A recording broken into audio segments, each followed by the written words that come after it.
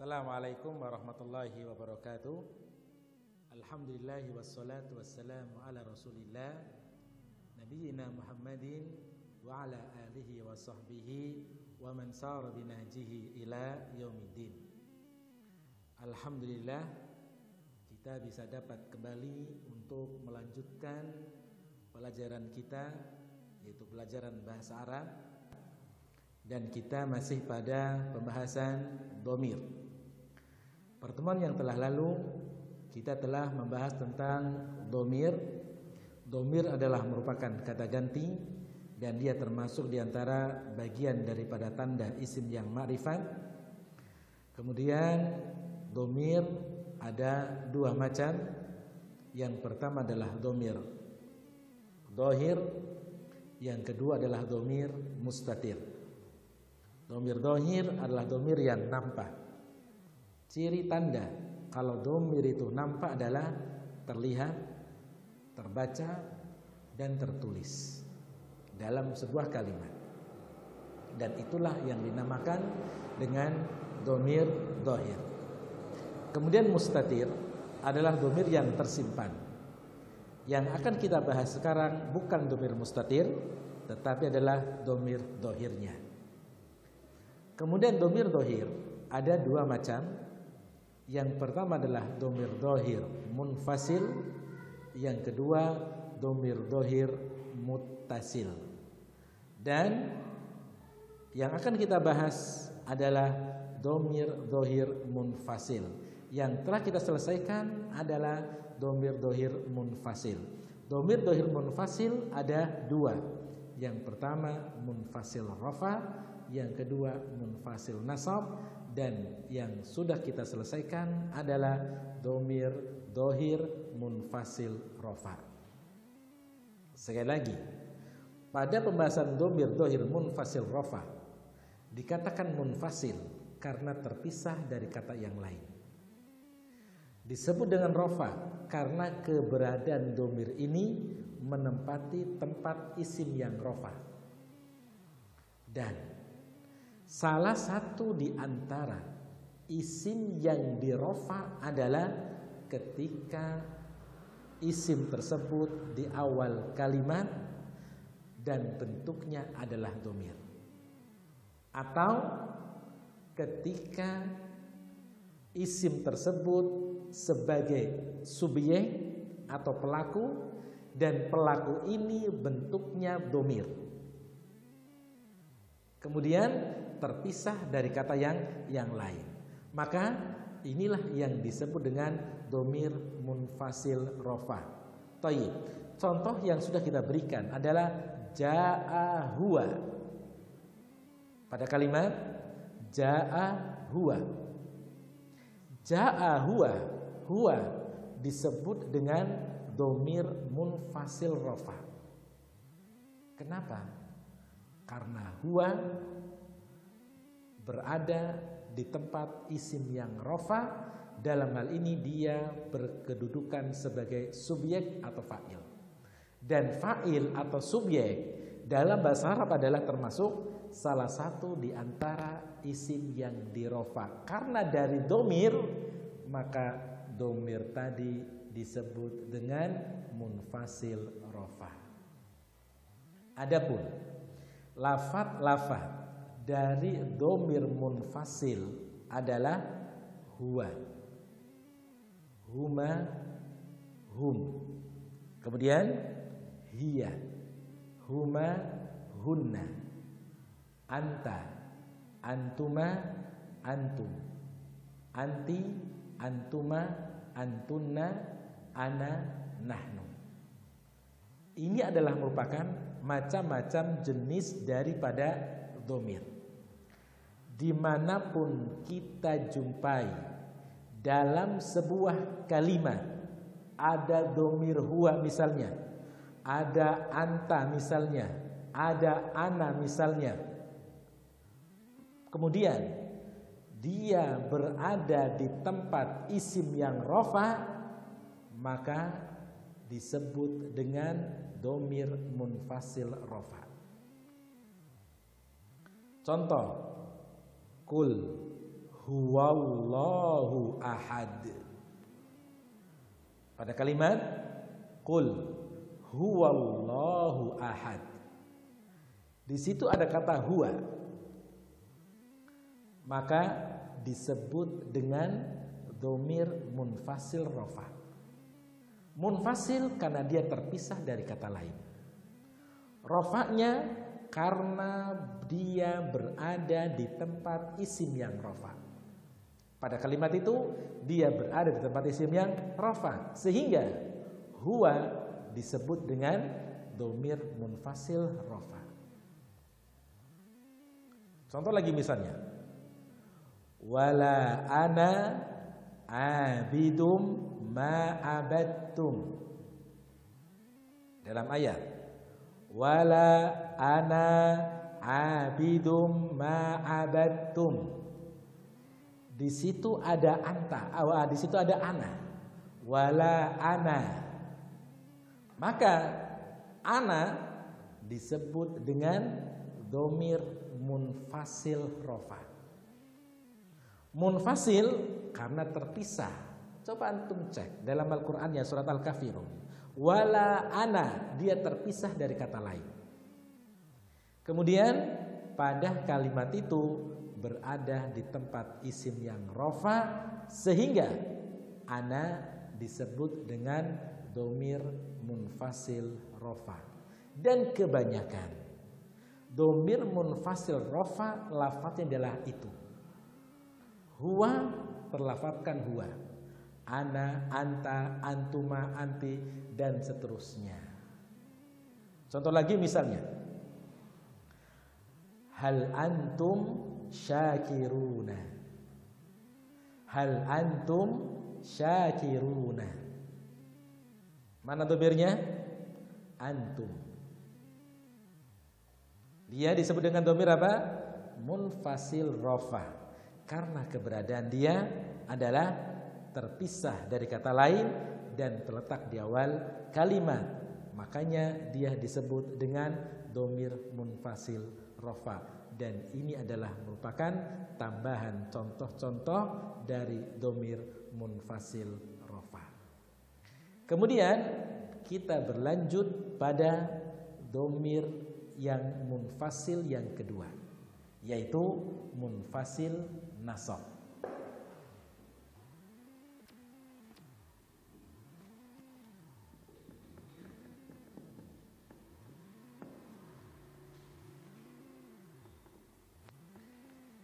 Sekarang yang kedua adalah dhamir munfasil nasab. Dhamir munfasil nasab, dhamir, ingat jangan sampai lupa dhamir. Dhamir adalah kata ganti. Munfasil terpisah, terpisah dari kata lain. Nasabnya adalah merupakan kedudukan isim dalam sebuah kalimat. Itu nasab. Nah, kapan kita katakan dia isim ini nasab? Gampangannya, mudahnya adalah ketika isim ini sebagai objek atau sebagai maf'ulun bih, maka isim ini dinasab. Contoh begini. Contoh misalnya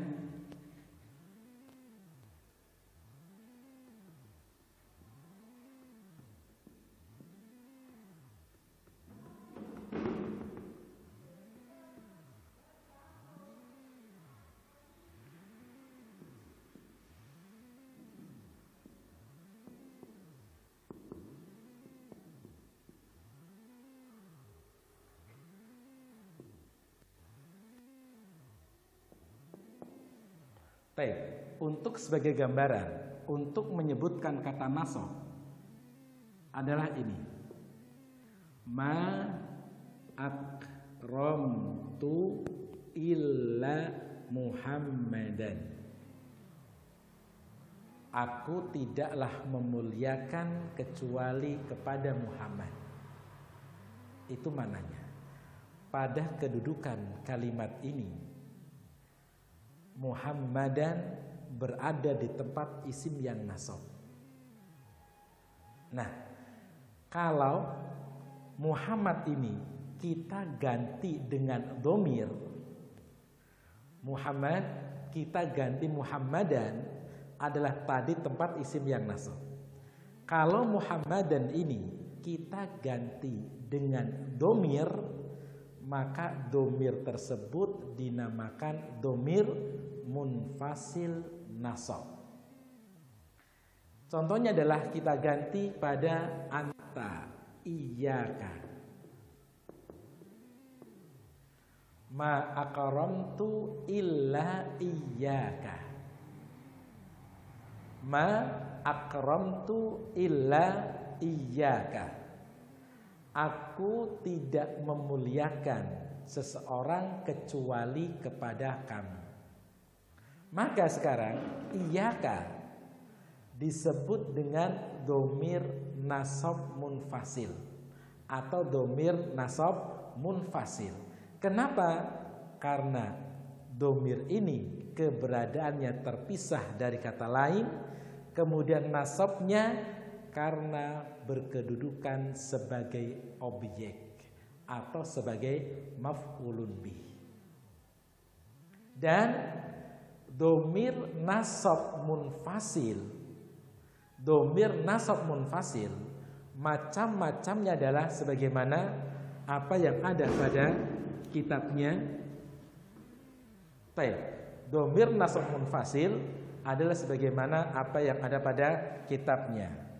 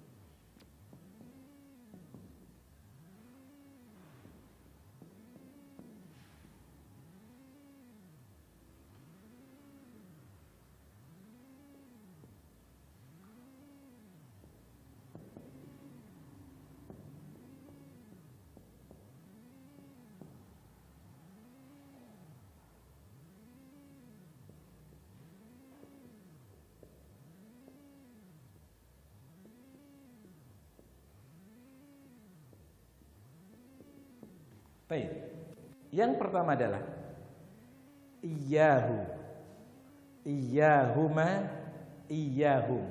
Dan ini adalah untuk mudzakkar. Domir di sini adalah domir untuk mudzakkar. Iyyahu, iyyahuma, iyyahum. Ini untuk mudzakkar. Iyyahu artinya hanya dia. Iyyahuma hanya mereka berdua. Iyyahum hanya mereka beberapa orang. Untuk mudzakkar penggunaannya. Yang berikutnya adalah iyyaha, iyyahuma, iyyahunna.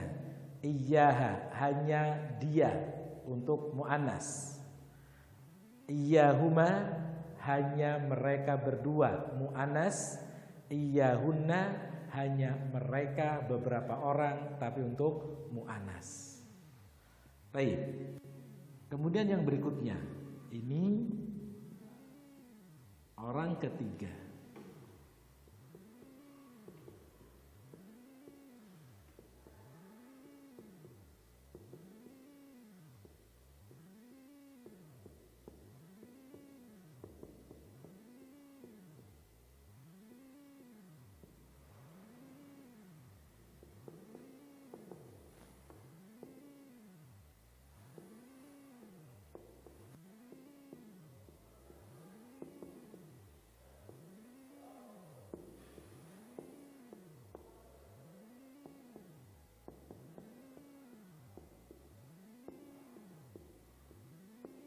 Baik, yang kedua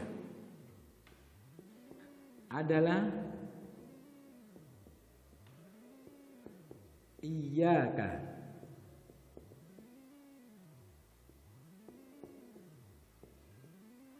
iyyaka, iyyakuma, iyyakum. Iyyaka untuk kamu, hanya kepadamu atau hanya kamu. Iyyakuma, hanya kalian. Iyyakum, hanya kalian beberapa orang, ini untuk mudzakkar. Kemudian iyyaki, hanya kepada kamu perempuan. Iyyakuma, hanya kepadamu mereka kalian perempuan berdua. Iyyakuna, hanya kepada kalian beberapa wanita. Dan ini adalah untuk yang diajak bicara, untuk kata ganti orang kedua, mukhatab. Baik. Kemudian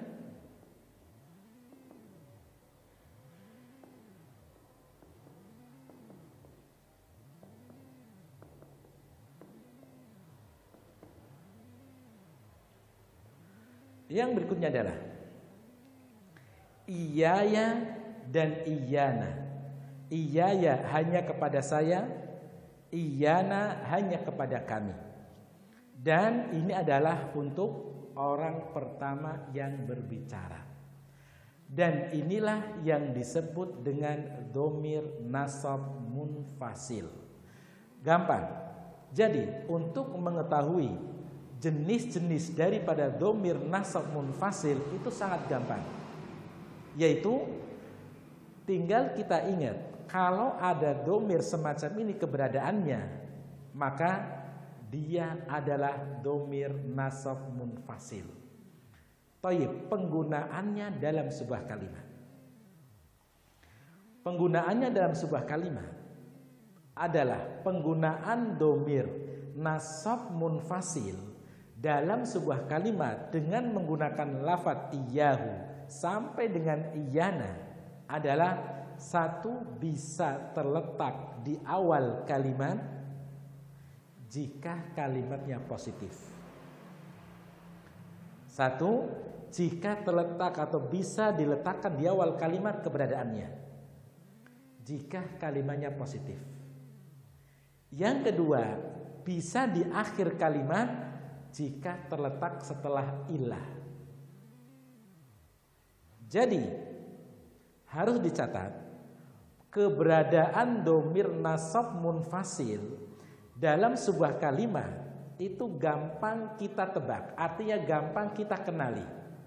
Caranya adalah yang pertama, ingat dulu, kalian harus menghafalkan terlebih dahulu dhamir nasab munfasil, yaitu ini bentuknya: iyyahu, iyyahuma, iyyahum, iyyaha, iyyahuma, iyyahunna, iyyaka, iyyakuma, iyyakum, iyyaki, iyyakuma, iyyakunna, iyyaya, iyyana. Dan ini dhamir nasab munfasil. Satu. Yang kedua, keberadaan dia dalam sebuah kalimat selalu berkedudukan sebagai objek atau sebagai maf'ulun bih. Keberadaan dia dalam sebuah kalimat untuk dhamir ini adalah pasti kedudukannya sebagai objek atau sebagai maf'ulun bih jika bersama fi'il. Jika bersama fi'il. Yang ketiga, catatan yang ketiga, letak daripada dhamir nasab munfasil jenis yang ini bisa di awal kalimat. Ada kalanya terletak di awal kalimat, ada kalanya di akhir kalimat jika terletak setelah illah. Berarti sekarang keberadaan letak iyyahu sampai dengan iyana dalam sebuah kalimat bisa di awal kalimat jika kalimatnya positif.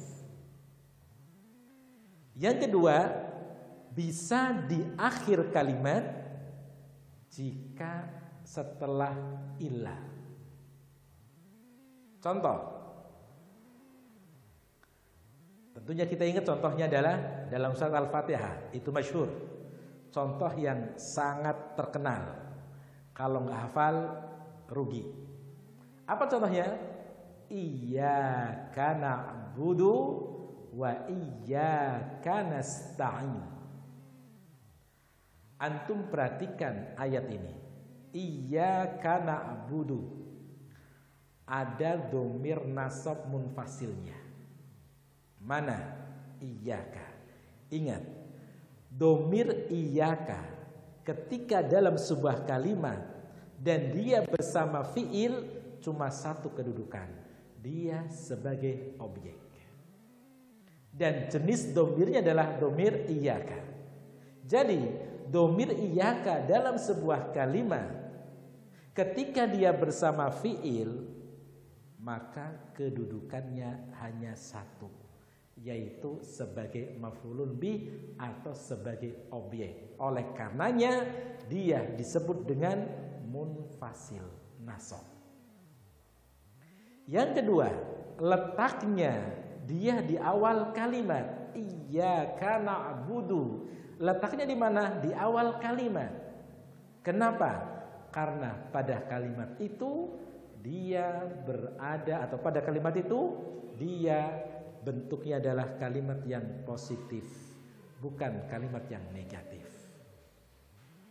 Begitu juga pada iyyaka nasta'in.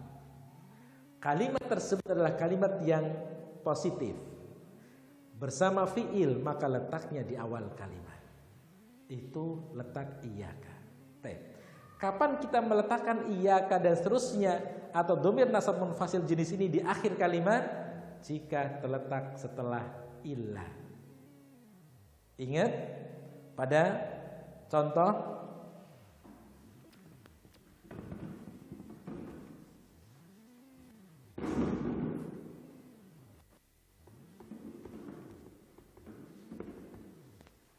pada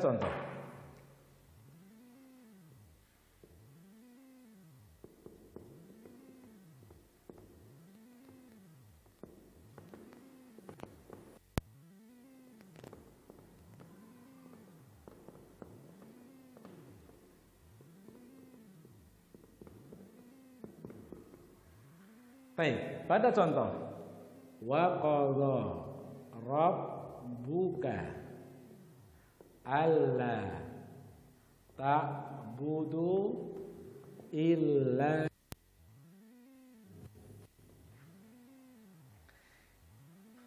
Lihat ini. Wa qadha rabbuka alla ta'budu illa iyyahu. Di sini ada iyyahu. Ada fiil, maka iyyahu disebut dengan domir nasab munfasil. Domir nasab munfasil jelas bentuknya seperti itu. Bentuknya seperti ini. Iyyahu. Karena kita tinggal menghafal aja, tinggal menghafalkan jenis-jenis domir nasab munfasil. Salah satunya adalah iyyahu. Yang kedua, keberadaan dia dalam sebuah kalimat kedudukannya sebagai objek atau maf'ulun bih. Pasti sebagai maf'ul bih jika bersama fiil. Yang ketiga, letaknya di akhir kalimat karena terletak setelah illah. Karena terletak setelah illah. Baik. Kemudian contoh yang tadi,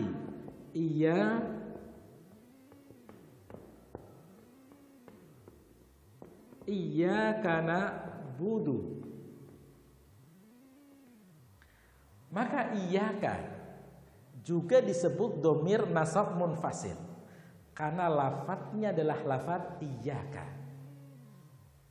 Karena kita sudah menghafalnya, maka iyyaka disebut dengan domir nasab munfasil. Keberadaan dia dalam sebuah kalimat sebagai objek karena bersama fiil. Mana fiilnya? Na'budu. Dan kedudukannya dia sebagai objek. Kemudian letaknya di awal kalimat. Karena di sini tidak ada ilah dan dengan kata lain kalimatnya positif. Dan itu adalah keberadaan daripada domir nasab munfasil, yaitu iyyahu, iyyahuma, iyyahu. Iyyaha, iyyahuma, iyyahunna, kemudian iyyaka, iyyakuma, iyyakum, iyyaki, iyyakuma, iyyakunna, iyyaya, iyyana. Dan bisa kita menghafalnya. Kita bisa mengingatnya bentuk-bentuk daripada dhamir nasab munfasil. Yang pertama yang harus kita ingat pada pembahasan dhamir nasab munfasil adalah satu, lafadz bentuk dhamir nasab munfasil itu sendiri. Lafadznya adalah iyyahu, iyyahuma, iyyahum, iyyaha, iyyahuma, iyyahunna, iyyaka, iyyakuma, iyyakum, iyyaki, iyyakuma, iyyakunna, iyyaya, iyyana. Ini adalah merupakan lafadz-lafadz dari dhamir nasab munfasil. Setelah kita mengetahui, setelah kita menghafalkan, setelah hafal lafadz-lafadz dari dhamir nasab munfasil seperti itu, sekarang penggunaannya dalam sebuah kalimat. Keberadaan dhamir nasab munfasil dalam sebuah kalimat, dia berkedudukan sebagai objek jika bersama fiil. Oleh karenanya dia disebut dengan nasab, karena dia berada di tempat isim yang nasab.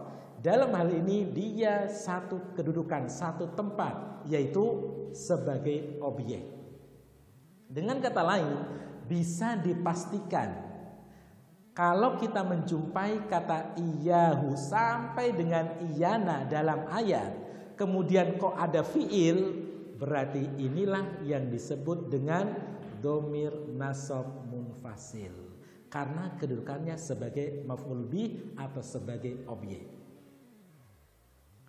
Yang ketiga, tempat daripada dhamir munfasil ini ada kalanya di awal kalimat, ada kalanya di akhir kalimat. Fa iyaya farhabun, dhamir munfasil. Paham ya? Jadi itu. Dan keberadaan dia di awal kalimat atau di akhir kalimat. Di awal kalimat, contoh iyyaka na'budu wa iyyaka nasta'in. Di akhir kalimat pada contoh wa qadha rabbuka alla ta'budu illa iyyahu. Dan inilah dhamir nasab munfasil. Maka dari sini selesai pada pembahasan dhamir dhahir munfasil. Insyaallah kita akan berlanjut pada dhamir muttasil pada pertemuan yang akan datang bismillah. Dan pada pertemuan kali ini kita cukupkan sekian. Mudah-mudahan bisa dapat difahami dan bisa menambah ilmu untuk pemateri secara khususnya dan untuk antum secara umumnya. Dan kita tutup dengan doa kafaratul majelis. Subhanakallahumma wa bihamdika asyhadu an la ilaha illa anta astaghfiruka wa atubu ilaik. Wassalamualaikum warahmatullahi wabarakatuh.